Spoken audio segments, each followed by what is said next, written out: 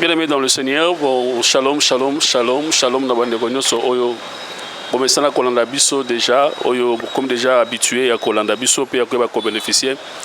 Naba émission la Bisso de Bani déjà concernant l'homme de Dieu. Je crois que il n'est plus à présenter. Na émission Nabino, le son de la trompette. Lelo, Dieu nous a fait encore grâce à Koutala Nsous Namusela Nzambe, afin que nous puissions passer des bons moments. Yakoyo Kamaloba Nzambe. Le Balanzame Lobby est un peuple qui connaît le son de la trompette et mon peuple périt faute de connaissances. Donc, c'est un peu ça. Nous voulons aussi, avec l'homme de Dieu, il y a qu'à partager Malo Balanzambe, en fait, que les bottes Balanzambe partout, Oyo Tozali dans le monde entier, pour bénéficier de Malo Balanzambe, parce que c'est temps de la fait que nous sommes en train de vivre. Il y a tellement de choses qui se passent et grâce à cette émission, vous allez découvrir la vérité. Oyo ezali ko aider biso libota lanzambe te ba ko bénéficier nango mikolo nyoso. Voilà, tongaki ko koloba mingi te ko pesa musela nzambe mbote et puis to kota directement na sujet na biso to kolobela d'où vient ta souffrance. Souffrance na yo et uti wapi et avec l'homme de Dieu to koleka ko passer ba bon moment il ressemble à un sujet jusqu'à ce que Molimo Nzambe arrive à enseigner suffisamment pour tous la instruire la connaissance de Nzambe. L'homme de Dieu. Shalom. Shalom Mosai Nzambe. Shalom na bandeko nyonso bazolanda biso na tang oyo.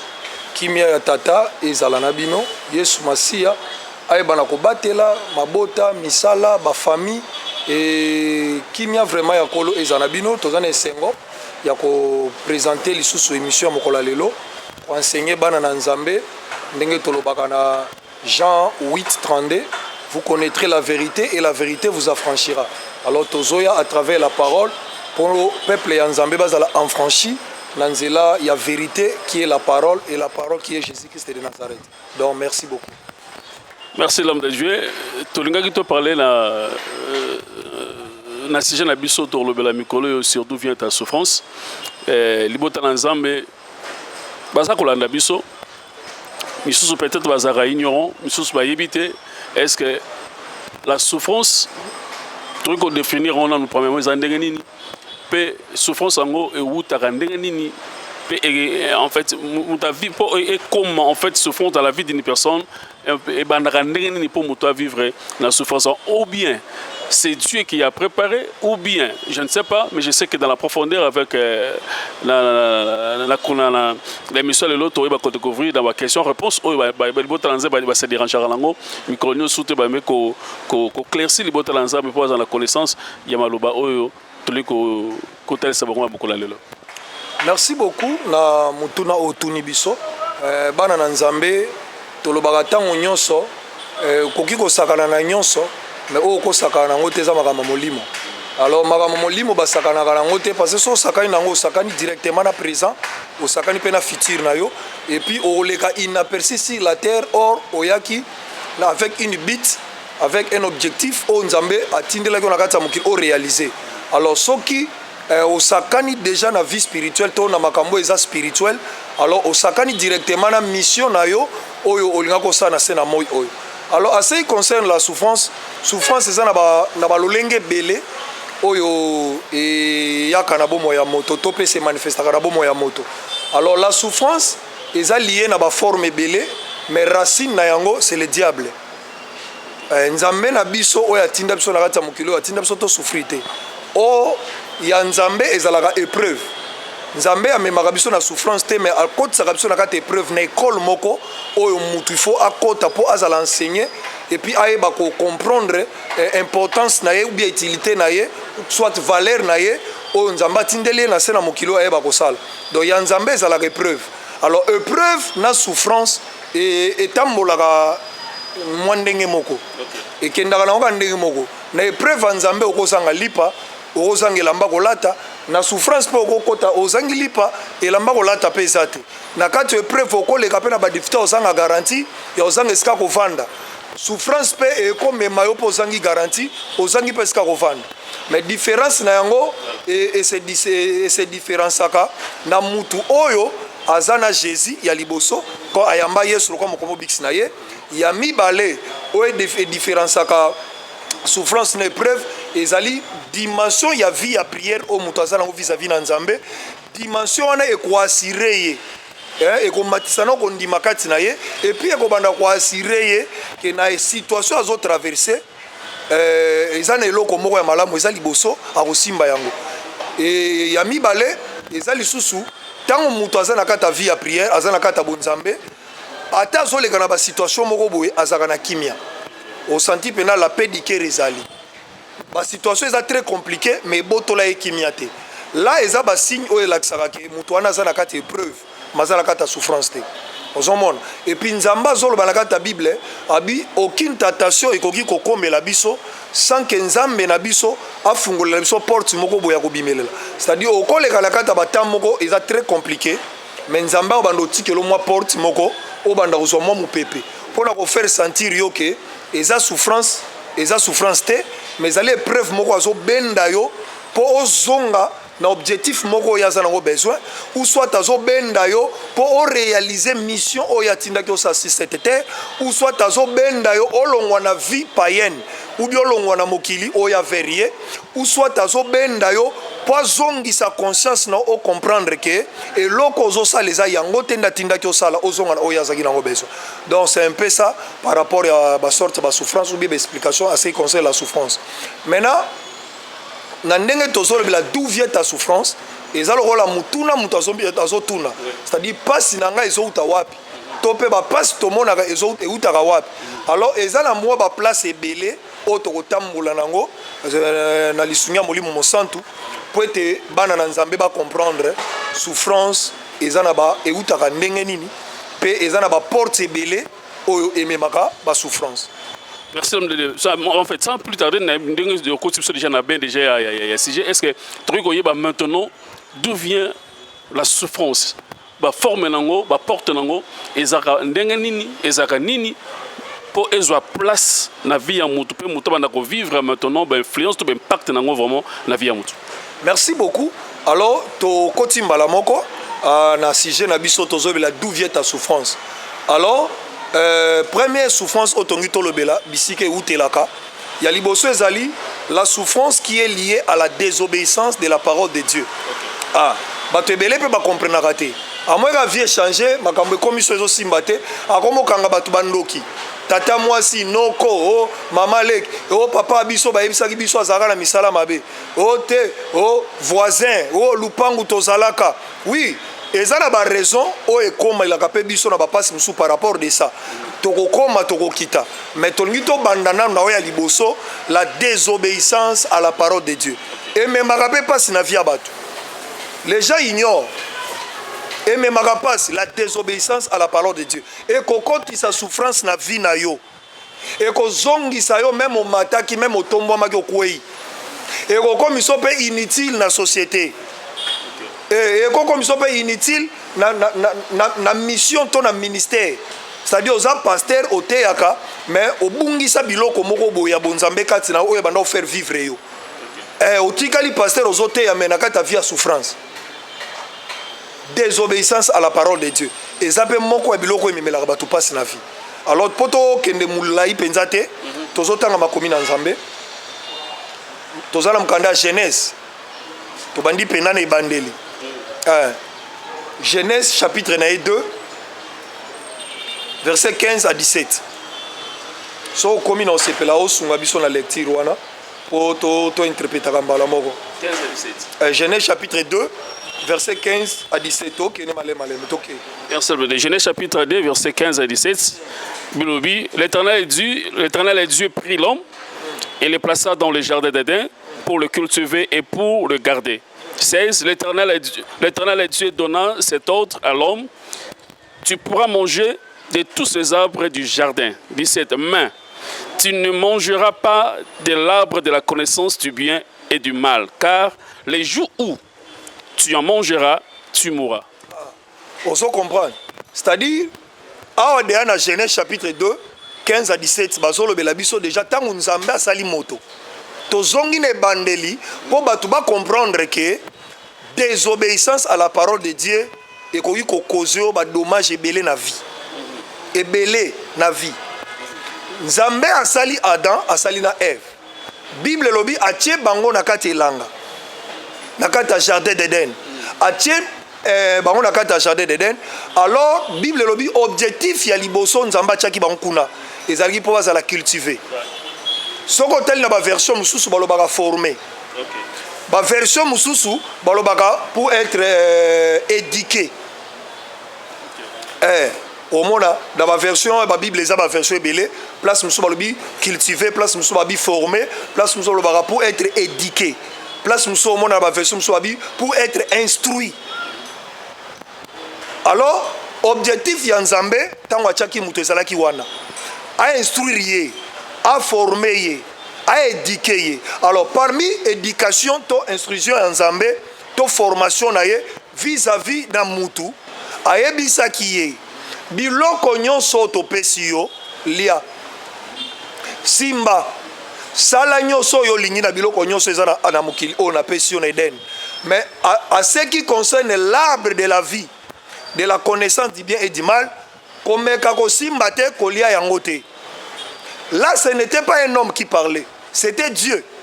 Nzamba zoyebisa mutu na tie yo apona instruire yo. Alors na instruction ya Nzambe bapesi ye moko déjà instruction oyo asimba nzete te oyo eza na connaissance du bien et du mal alia yango te. Okomona pe moto na kati Edene tango Nzamba asaleli ye mwasi, Bible ezoloba mwasi pe azwaki instruction wana epa mobali. Mobali pa instruire ye. Omoni ndenge ye biloko nyonso bapesi biso tolia, mais mbuma oyo eza na katikati ya elanga babi na biso tosimba te. Balobi na bango mokolo bokolia mokolo na bosani bokufa. Oso comprendre? Bokufa mokolo bokolia. C'est-à-dire elingi koloba te tango Nzamba pesaki bango instruction mbala moko serpa ye tango Nzamba longwe serpa ye te. C'est-à-dire bazwaki ba jour ya kovanda. Donc bazalaki ko vivre, bazalaki ko vanda, bazalaki ko lia na bango biloko nyonso mais nzete wana bazalaki ko lia te. Pourquoi? Parce que bazalaki instruit, bazalaki éduqué, bazalaki formé na Nzambe ye moko ke basimba nzete wana te. Donc ezala bato ebele baolanda biso bana na Nzambe ebele bamitunaka par rapport ya vie na ye komi boye ndenge nini. Alors tolingi to interpeller moko na biso ayeba que ezala ba réseau ebele okopesa par rapport à vie na yo, mais il faut mituna na mutuna par rapport ya Nzambe. Est-ce que pas chose mono yo et uti na désobéissance à parole de Dieu te?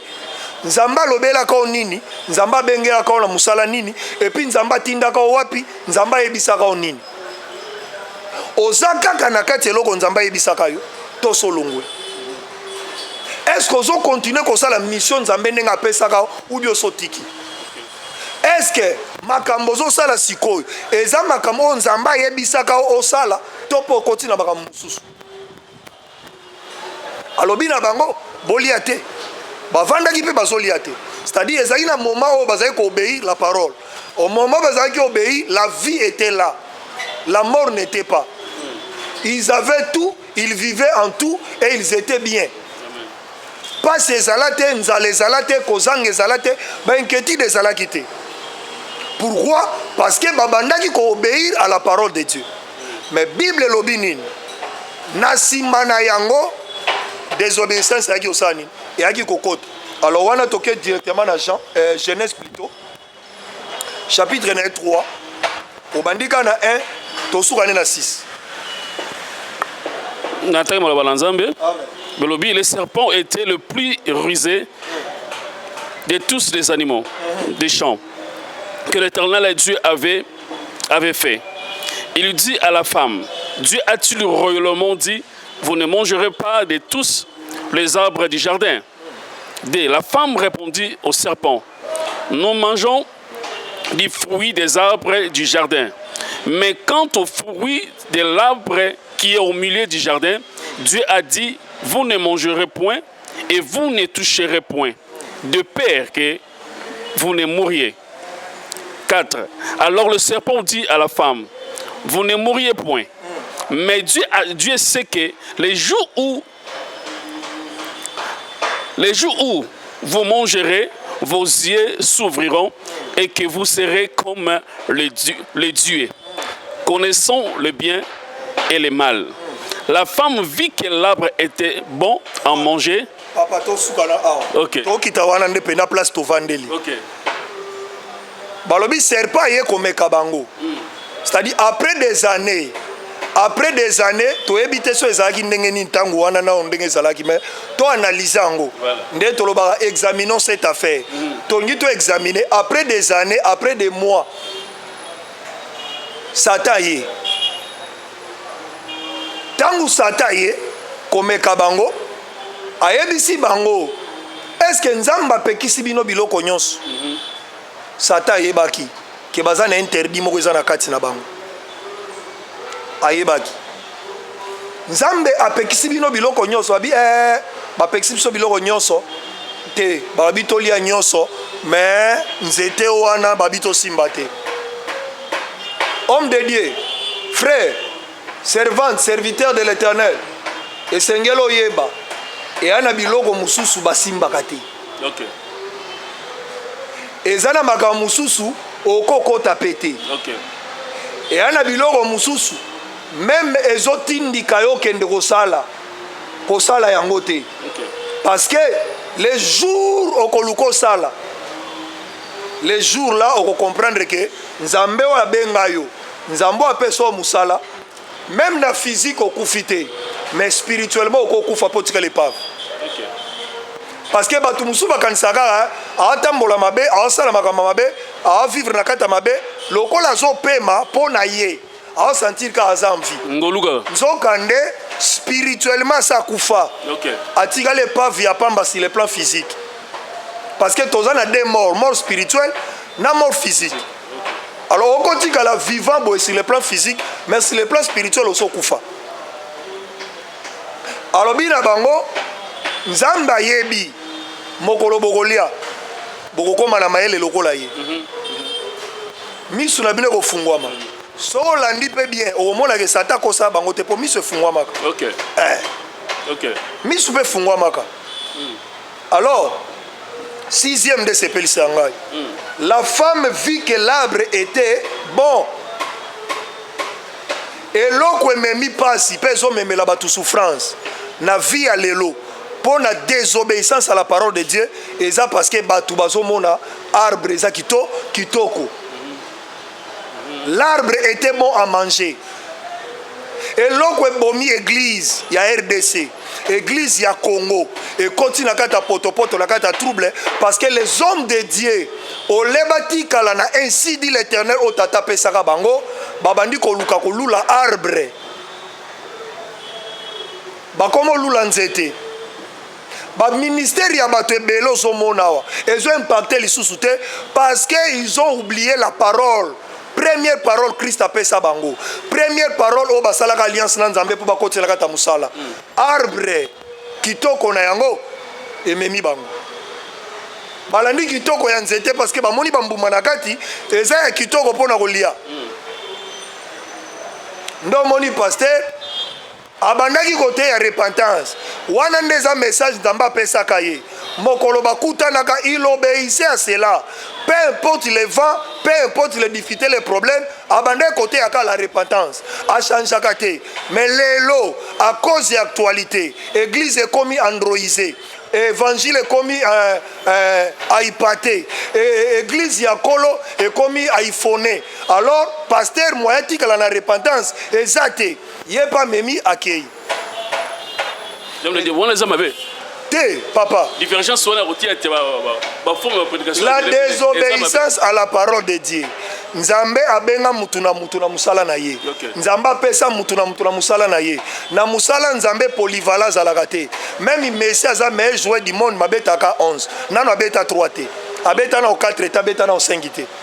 Donc yo ndenge ni na musala nzambe olingi de yo 3 yo 4 yo 5 yo 6 yo non na musala nzambe polyvalent zalaka te tozana ba grâce muso ezaka prédominant toko pekisa ngo te mais mutu fatika la obéissant à la parole de Dieu nzamba bengela ko na nini apesa ko mission nini apesa ko musala nini. OK papa désobéissance à la parole de Dieu et kotisaka souffrance na vie ya mutu ekotisaka souffrance peu importe okozala nani au ministre au député au pasteur archibishop au commerçant au frère au soki nani désobéissance à la parole de Dieu ememaka souffrance. Pasi ebele ozomona bato mosusu baovivre awa c'est manque ya kotosa liloba na Nzambe. Batosaka liloba na Nzambe te, balingi mpe kotosa liloba na Nzambe te, eza mpe na bamosusu batosaka yango na ebandeli, mais à cause ya évangile ekomi na Android, évangile ekomi ya iPhone 30, moyen atikala na batelefone ya kofina ya babuto ya kaleza te, il faut yepa kota à la page. Alors à la page ezosenga fo alongola mate ya repentance, à la page ezosenga fo alongola mate ya temps de la fin po ezobangisa bato moyen bapesa mbongo eza te, po azala à la page il faut alongola bamate ya péché moyen te ya lisumu eza te po bato baokima baoya te. Alors aye na ba 30 jours ya prière combat bunda pona vie na yo, aye na ba 100 jours ya délivrance pona ba famille pona ba nini oza libanda déjà. Ça tu marches dans la désobéissance. Otikali lokola Saoul roi mais rejeté par Dieu. Ndozo mona pasi ezotambola na ba vie ya bato balobi l'arbre était bon à manger, ba serviteur rebelle ba frère ba sœur ba papa ba maman ebele batiki nzela ya Nzambe bakoti na kata pasi. Pourquoi? Parce que bazo envier le fruit qui est dans l'arbre. Or bayebi te ke mbuma oyo eza likolo ya nzete wana lokola eza nzete oyo eza ya Nzambe te ekomi nzete ya Satana. Dès que okei pasi ekoti, dès que olandi pasi ekoti. Okoki kosimba mbuma ndenge Eva asimbaki, okoki mpe kokata na mino oki yango mpe elengi, okoki mpe kopesa bato mosusu mpe baleba oki yango elengi, mais oyebaka devant la face de l'Éternel oza déjà écarté, oza déjà écarté. Balobi l'arbre était bon à manger et agréable à la vie. Makamto loba yango yo pasi ekoteli bato ebele parce que bato bakomi koluka basepelisa bango biloko ezosepelisa misu na bango.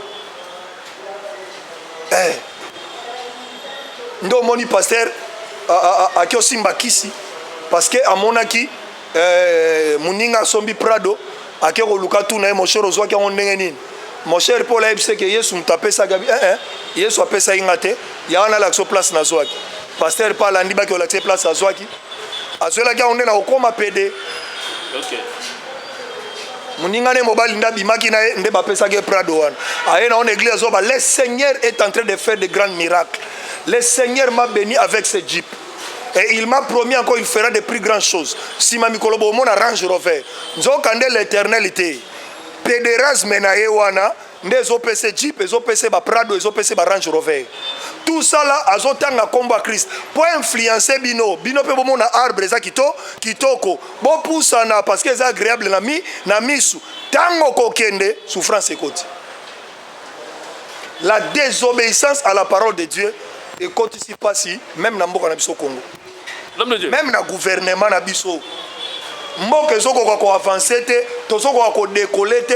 Pourquoi? Parce que même na bakonzi ya mboka il n'obéit pas à la parole de Dieu. Bango tout baolukaka l'arbre.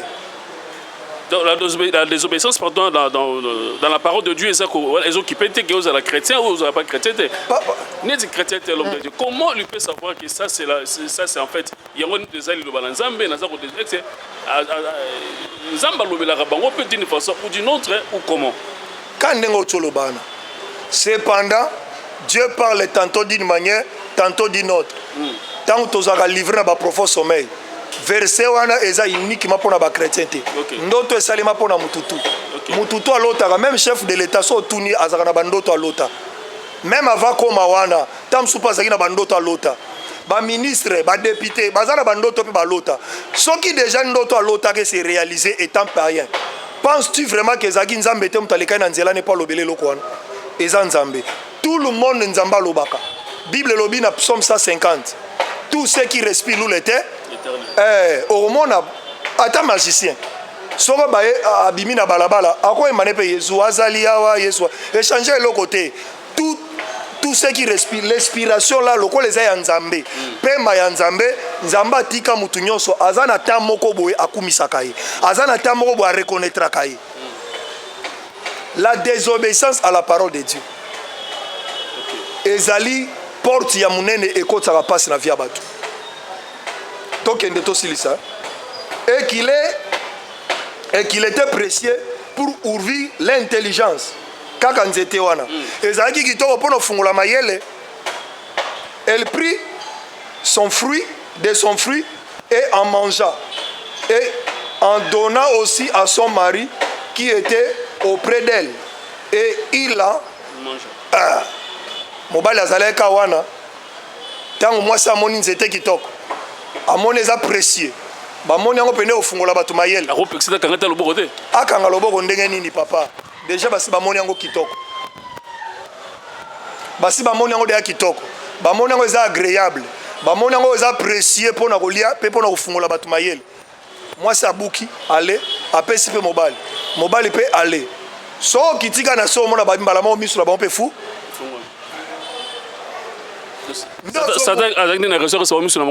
papa nde ozomona baeglise na bapaster envie eza mabe papa envie ozomona eza porte munene ezokotisa bato na kati ya souffrance envie nazalana nakoma lokola nazwa lokola na vivre lokola na somba lokola natonga lokola eloko wana ekotisi bato na kati ya souffrance ekomaka na moma mutu mpe nazoyebake oyo naokende osala oyo eya bien te me lokola ana besoin ka atonga immeuble lokola oyo kuna asali yokanisi bapasteur basala bavoyage astral bayebi ke ezaka mabe me lokola ezosala ya vivre moya tika eza te aza na baargument ya opesa mais spirituellement ayebi ke eza mabe soko otuni ye ntango obandaka na nzambe bobandaka ndenge nini ayebi so ta mosusu nzambe abengaka te ya message ata de la fin alors okomi na bavoyage astral ndenge nini ozomona tout ça en vie nakoma lokola. Donc souffrance liée à la désobéissance de la parole de Dieu. Nzambe aye kobwaka Adam abwaki na Eve libanda place ezalaki ya malamu mpona bango ezalaki sous place wana te nzambe abwaki bango libanda bakoti na kata souffrance mais bazalaki toujours en vie. Nzambe na bolingo na salela bango elamba ya kopesa bango mpo bazipa nzoto na bango bolingo ya nzambe etikaka lango mutu te nzambe akozala na yo pona pema ozo vivre ozolala ozolamuka mais bénéfice o bande ko bénéficier pa na ye ndo ozongo lisute fo zonga na droitier obongisa ozongisa nzambe lisu na position oyo chake ne bandeli nde azongisi faveur ne likona yo yango moni bande ko bazolanda biso tozoyebisa bango bo désobéissance o kotaki na vino à travers la parole de Dieu zonga epa ya nzambe il est encore temps zongela nzambe renoncer na esiko kei renoncer na nzelo okoti renoncer na biloko mabe osimbi renoncer na pédérasme renoncer na magie renoncer zonga senga bolimbisi epa ya nzambe nzambe wana azana bomoi akozongisa susu bolingo ne pa na yo et puis okolonga la kata souffrance ozonga la kata bonheur na bénédiction o nzamba bongisela biso. Merci l'homme de Dieu. D'où vient ta souffrance? Yango Moussa Nzambaza Kolobelabiso. Premièrement, il nous a parlé sur la désobéissance de la parole de Dieu.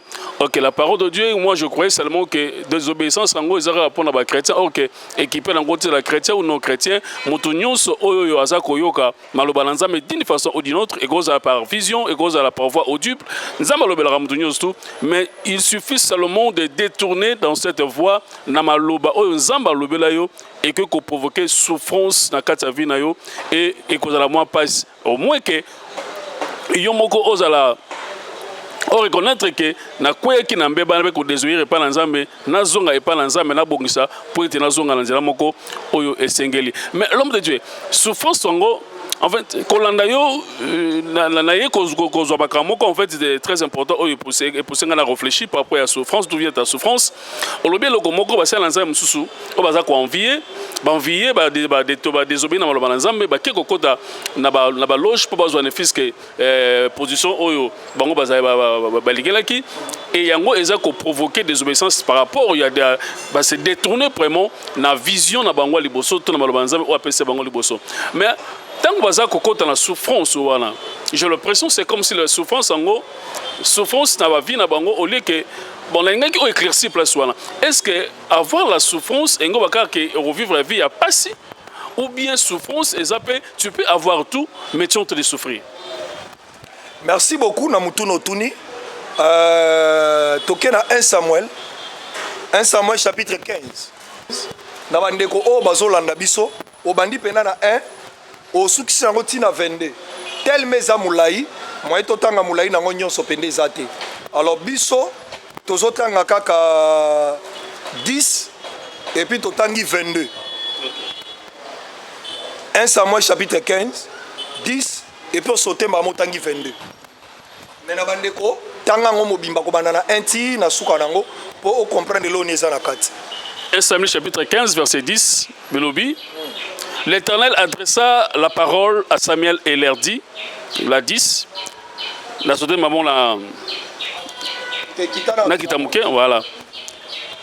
Je me réponds d'avoir établi Saoul pour roi, car il s'est détourné de moi et il n'observait point mes paroles. Samuel fut irrité et il cria à l'Éternel toute la nuit.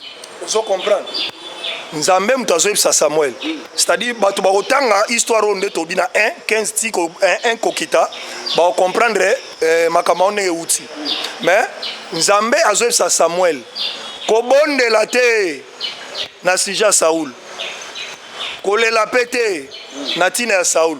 Parce que Samuel abande kolela butu mobimbe pa ya Nzambe, Nzamba limbisa Saoul à cause il y a désobéissance. À cause de la désobéissance. Donc, à tout ça qui m'a comme Nzamba ebisaki était. Nzamba pese victoire na bitumba, mais na tour na ye. Ola obéir na Nzamba ebisaki a obéir te. Et ça peut na l'église na basala Nzamba belé to ça lelo. Nzamba longisa biso na bitumba na ba difficulté. A longisa pasteur, a longisa apôtre évangéliste na ba dégâts na ba makambo ebelé. A pese victoire, renommée na monde. Apesa église, apesa bandimi, apesa mapango, apesa mituka. Na ye a désobéissant na Nzambe. Atikali na principe on Nzamba pesa te. Mais Nzambe na bon Nzambe na ye apesi victoire. Na o nyoso azaki nango besoin 6-7 te. Papa e ana basala Nzambe Nzamba pambola na sena moyo yo. Pe ovandi penozo tunobi mais akena osani na kipede. Et elle a basala Nzambe basala se moyo Nzamba tombola bango motuni pourquoi ti lelo zo vivre kana basi misato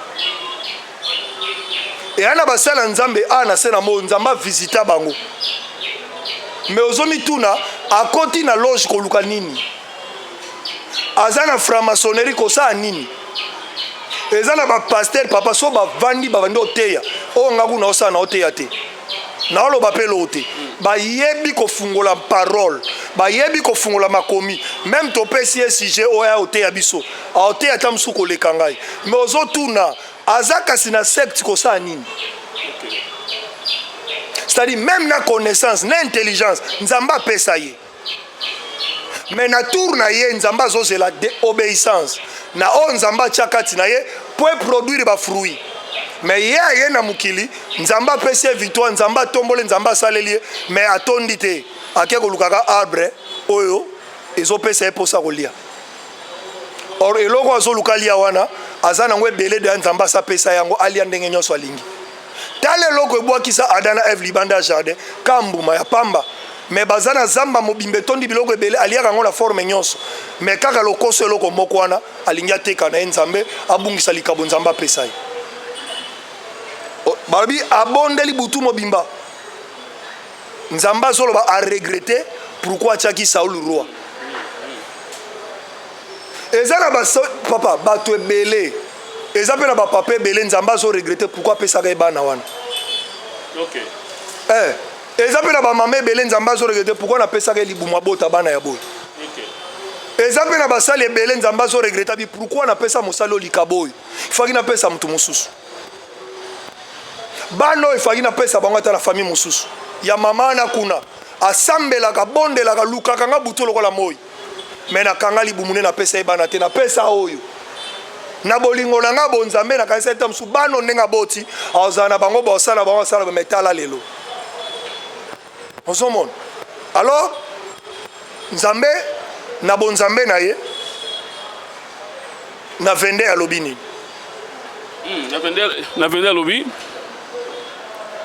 Samuel dit l'Éternel trouvait-il du plaisir dans l'holocauste et le sacrifice comme dans l'obéissance à la voix de l'Éternel. Voici l'obéissance vaut mieux que le sacrifice et l'observation de la parole vaut mieux que la graisse des béliers. L'obéissance à la parole de Dieu vaut mieux que les sacrifices. Ok.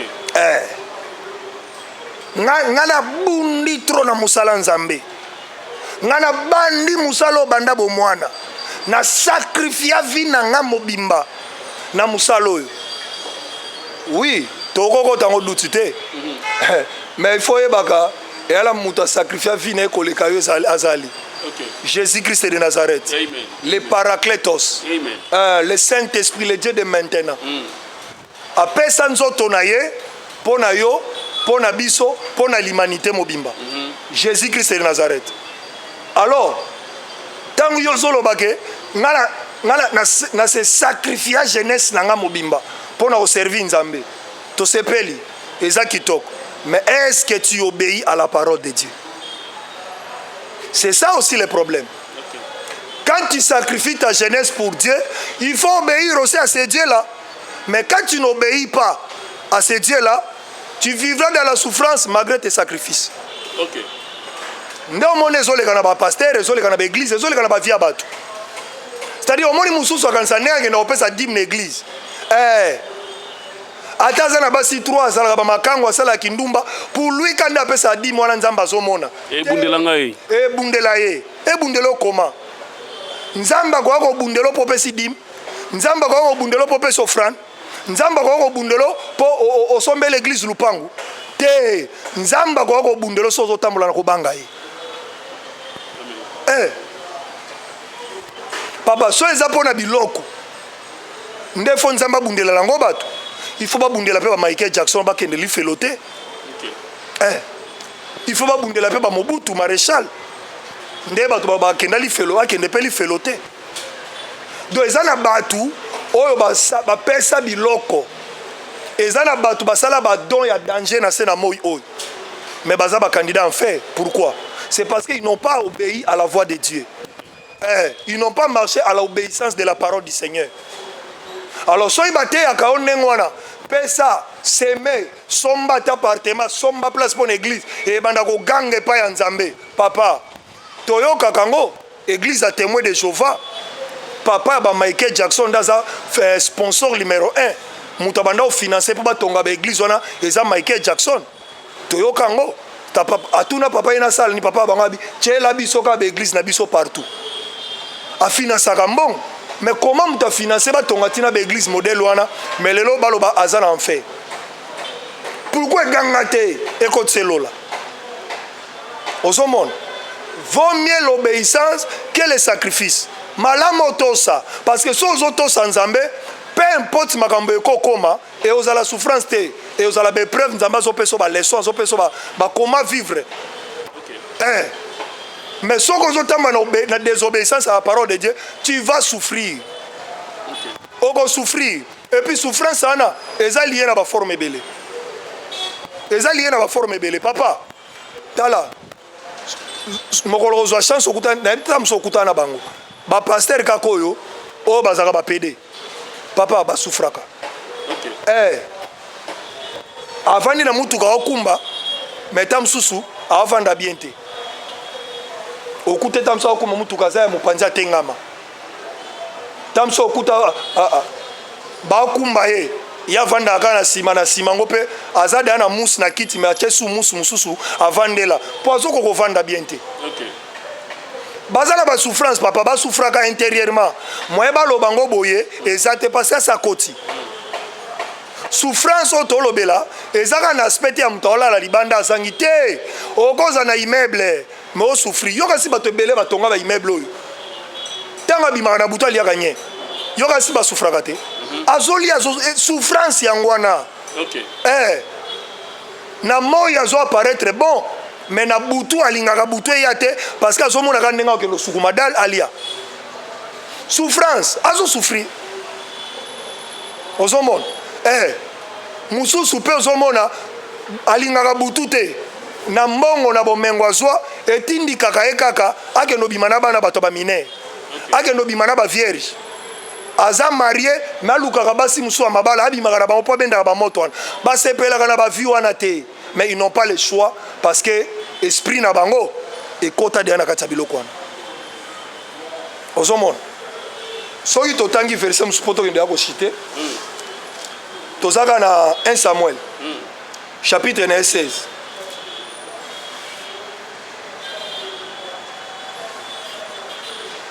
1 Samuel 16 Joie 14. L'esprit de l'Éternel se retirera de Saoul, qui fut agité par un mauvais esprit venant de l'Éternel. Le serviteur de Saoul lui dit: voici un mauvais esprit de Dieu t'agite. 16. Que notre Seigneur parle, tes serviteurs sont devant toi, ils chercheront un homme qui sache jouer de la harpe. Et quand le mauvais esprit de Dieu sera sur toi, il jouera de sa main et tu seras soulagé. 1 Samuel 16, 14, tosuki na 16. Babi molimo mabe nzambe abetaki yango na nani na Saul ebande koagite ye azalaki roi to azalaki fazer roi à cause de désobéissance nzambe abeti ye esprit mabe komo okota na kati na ye ekomo travailler na kati na ye koagite ye wana David aza na zamba David azoyenga na ye abetaka banzenze balindanda na ye koyembaka mais roi kuna na bokonze na ye na kiti na ye azanga kimia esprit ezo agitaka ye ezosangisa kimia elongolaki ye bokonzi te ndoko tuna bondeni papa aza ne paster aza ne kaka na kiti na ye wana avandaka ya kidadi mais ana kimia te ana kimia te aza ne kaka évangéliste mais aza nde na kimia te aza ne kaka paster mais aza na kimia te eloko ezozangisa ye kimia désobéissance à la parole de Dieu ayebi eloko eza mabe masalaka ayebi eloko eza kitoko te masimbaka ayebi eloko efale pa kosalela yango ye asalelaka ayebi likambo na osala esala bato pasi me azosala yango kaka ayebi ke makambo na osala eza nko me aotika te désobéissance à la parole de Dieu papa okovanda na ngwende na yo mais okovivre na souffrance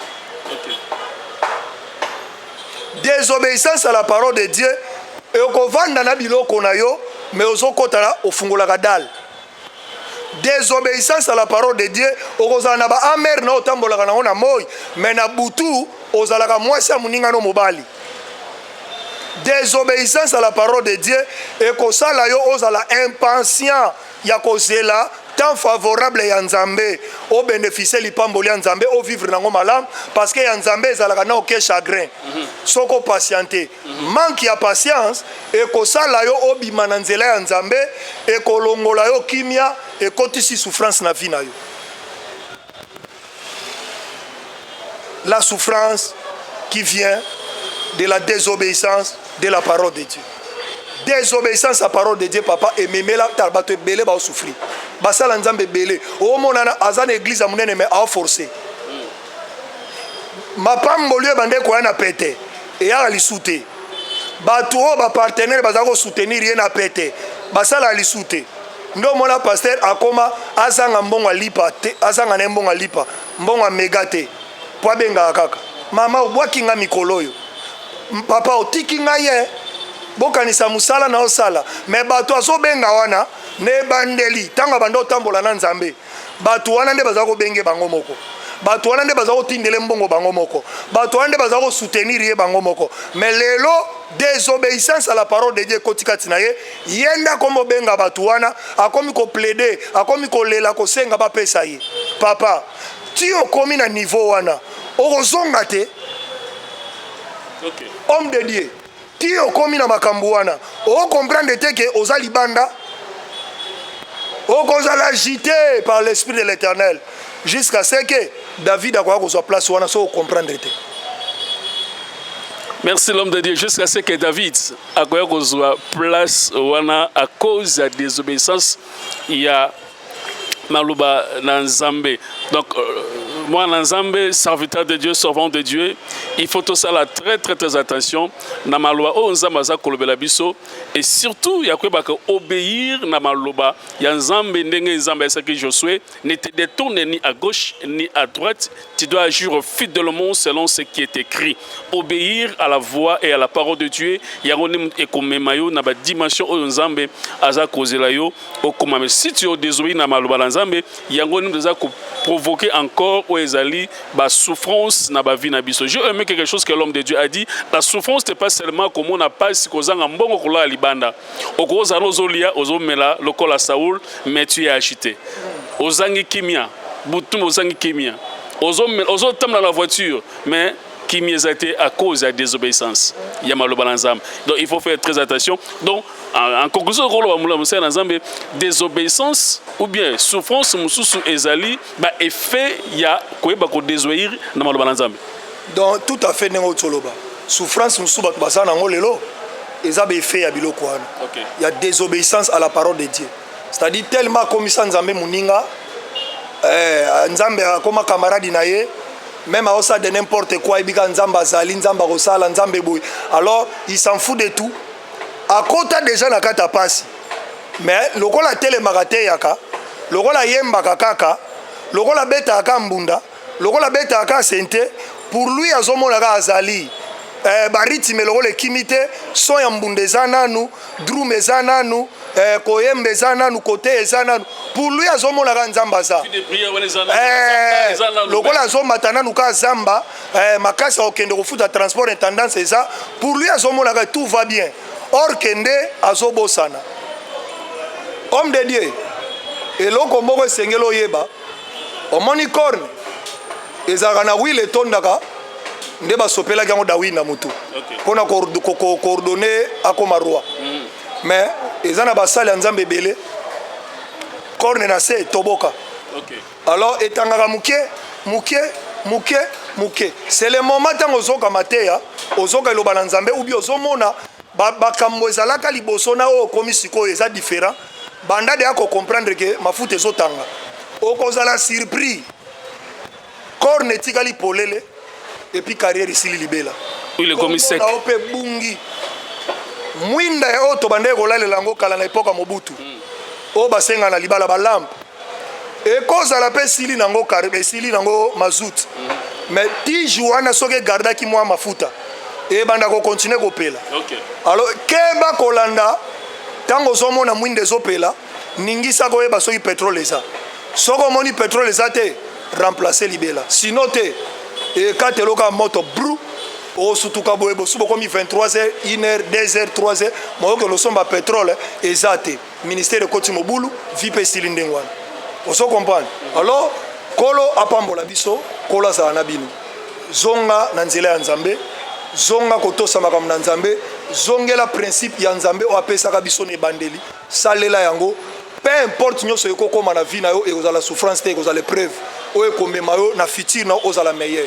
Mais quand tu désobéis à la parole de Dieu o ekokomela yo et ozala preuve te ozala souffrance liée à la désobéissance de la parole de Dieu, alors pardonne nango ye moko le paraclet nda limbisaka okoluka solution na sena mo yawa bako defi swata bambongo ya batu ko batse suba mikumba likola vino otikala kozala stabilité.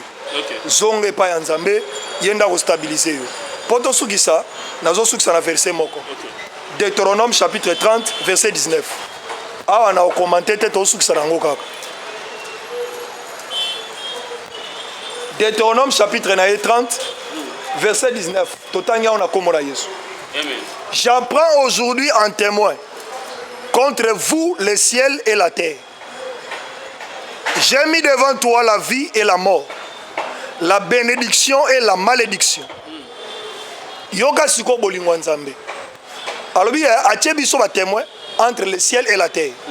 Atie biso banzela mibale, la vie ou la mort, la malédiction ou la bénédiction. Mais tala siko nzambe. Yem tozolo bake atie biso banzela mibale. Papa, yo tigeli ba pouvoir du choix ba pona. Yo ko ponela bango ou bien bango mo fu ba pona. Bango fu ba pona. Mais tala siko nzambe motema malamu aponeli biso. Alobi na se alobi choisis la vie. Pourquoi? Afin que tu vives toi et ta postérité. Yemoko alobi atieli biso pouvoir du choix, mais yemoko ça c'est le biso choix. Abi choisis la vie parce que kunande oko vivre yo na postérité na yo. Okay. Alors homme de Dieu to sali lo banzambe. Zonga na lo banzambe, banga nzambe. Sacrifice nyoso zo sala et kozala na lifuti nango ya malamu soki eza accompagné par l'obéissance de la parole. Mais quand tu te sacrifies à l'œuvre de Dieu, mais désobéissance eza kati na yo, musala nyoso zo sala eza pamba. Parce que eza na mutu moko se sacrifier pe a obéissa liloba na nzambe avant na droite du Père comme Jésus-Christ de Nazareth. Amen. Alors que tout atolo na zo sala te parce que eza na mutu oyo asala fierté à tata Jésus-Christ de Nazareth. Amen. Alors pour biso pe to sala fierté à tata to tambola na kobanga nzambe na kotosa maloba na nzambe et puis to se sacrifier pour la musala wana kolo apambola biso.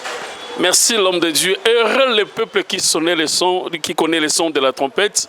Tozala qui sous les lots pour la quoi sonner trompette dans le bout en ensemble une émission na bino ici pour s'habituer nango déjà avec l'homme de Dieu le passé à Dieu donné ngonga pour na quoi sonner encore trompette en fait que li bout en ensemble c'est ka bozali boyeba comment nous devons nous comporter et comment nous devons être na kati ya makamla na nzela na nzambe parce que na makamla nzambe atambla on a lo yengete il y a des principes à respecter pour te vivre vraiment vie au ezali ya malam au nzambe à réserver pour nabiso.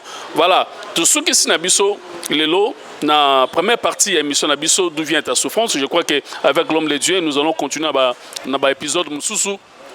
Chapitre de pardon, enfin que les bottes l'ensemble, le qui première partie, d'où vient ta souffrance, première partie de la souffrance, minimum sous où tu as la désobéissance, ça m'a le balanzambe, ose à la chrétien ou ne pas chrétien, Dieu nous parle tantôt d'une façon ou d'une autre. Dieu nous donne les instructions à suivre, mais ceux qui ont instructions à zopé sabiso, vision ou bien mission à zopé sabiso, tout se détourner dans la voie nzambe, il y a un comme la biso, souffrance et souffrance, elles seulement conséquence, il y a désobéissance, ça m'a le balanzambe et yango doza ko vivre yango l'homme de Dieu n'a souligné ce mot très important et ça souffrance ça kate ko la libanda souffrance ça kate ke ola nzala non il y a des souffrances mususu ozala yo bien ozomela ozolia mais tu as de souffrir parce que tu avais désobéir na voie nzambe et l'homme de Dieu nous a donné ces versets que j'ai aimé mieux vaut l'obéissance que le sacrifice. Que Dieu vous bénisse toute l'année prochainement. Et ce n'est pas trop tard en fait. Lorsque tu as écouté la parole de Dieu, repens-toi. Zonga na sinama koliatata. Senga bolimbi se père papa. Yebi sanzambe. Oui, je retourne maintenant auprès de toi. Limbi sanga na désobéissance sanga. Je voulais maintenant marcher na conformité yamalobanayo. Et Dieu va repasser sur encore makasi o esengeli pour te continuer marche na yo na ndenge o esengeli l'homme de Dieu na yeki to soki na bité soki ko repasser sur mbota na ba na biso pe numéro sur téléphone pour na contact ba na musu ba ko contacter pour na prière pour na ba conseil et ça la bango bien. Merci beaucoup na profiter na micro na yo kopesa mbote na bandeko nyonso bazolanda biso na yebi ke bandeko bi baza okoma pourquoi boso sous émission te mateya tout ça ezolekate pona nini alors tosengi bango bolimbisi ezalaki na volonté na biso te soki tozwi ba retard oyo surtout na mois de janvier nyonso totikali kosala eloko te tozana be mission tosalaki ya ba mateya o tosalaki alors ekotaki te parce que tozwaki problème na ba chaîne na biso ya télévision. Alors là pena photo lo bango tozwaki ba problème na ba chaîne na biso ya télévision ba kenda ko funda ba chaîne na biso ba funda ki yango pa YouTube ke elongi ya pasteur Dieu donné na elongi ya JF Fonge ba tchaki elongi nanga na elongi ya JF Fonge baprésente biso babi biso nde toza bapaster oyo tozofinga bato makasi na réseaux sociaux na YouTube papa nga na bandi yako kaka sikoyo nafingi nani paster nani mpe nasi nafinga alors ozomona alors bafundaki biso ndenge wana tous les vidéos na biso tobandaki kotya bakomaki kotya yango ba rouge yango biloko nyonso tosalaki na mois de janvier bato tikala kokotisa yango te parce que vidéo nyonso tokokotisa esala rouge donc monsieur YouTube alandaki mpenza place nyonso elongi na nga ezali na bachaîne nyonso oyo nalekaka ezala ya bino ezala Puissance TV ezala DDN ezala epa bandeko mosusu banda oleka na fausse info plus HD donc batiaki mpenza bavideo wana nyonso ba rouge alors nakolandela toyeba place nini euti epuis nani mutu asali biloko oyo vraiment c'est regrettable naokaki mawa donc tolandi toke kovérifie ntina source makambo na oloba ye moko ayebi epuis ngai azalaka na batémoin apesa yango na bato basalaka mezaka ya ye alandelaka alors nalekaka mpe kuna babloka tout ekoma rouge epuis mpo oyebi nzambe asali nini na chaîne ya ye moko évangéliste Roger Baka YouTube alandeli mpe elongi na ngai ezalaka mpe na chaîne na ye epa na ye moko mpe tie ba rouge atuka nzambe ayebi ofuta nzambe ayebi ofuta place wana nde nasepelaki na nzambe vraiment nabi nzambe aza bien ayebi ofuta donc moto aseme eloko mpo esala bato mabe ezongeli na ye moko bavideo na ye oyo nga mpe nazalaka kuna etie mpe ba rouge oyo kaka tosala kuna epa na ye elongi na nga mpe ezalaka kuna esali ba rouge donc numéro ya téléphone na biso topesi ezali plus 243 81 06 33 180 plus 243 81 06 33 180 donc wana eza na WhatsApp okobenga biso mpona conseil idée eloko moko okolobela biso mpona mosala tosala toza wana tokoyamba yo à tout moment vraiment ozala malamu mingi et puis tozosenga na bandeko nyonso oyo ya motema malamu nde tolobaka ntango nyonso donc biloko oyo tozosalela nde bomona biso toluwaka yango mpe so mpe bomoni tosali 2 semaines 3 semaines totourne te seke tozwi mpe mbongo ya koluwe te alors soki nzambe asimbi yo toluwaka yango ata régulièrement tosalaka ekozala malamu soki mpe olobi te oleba luwaka pourquoi pas tosombela bango micro pourquoi pas tosombela bango machine pourquoi pas tosombela bango caméra comme ça basalaka yango bien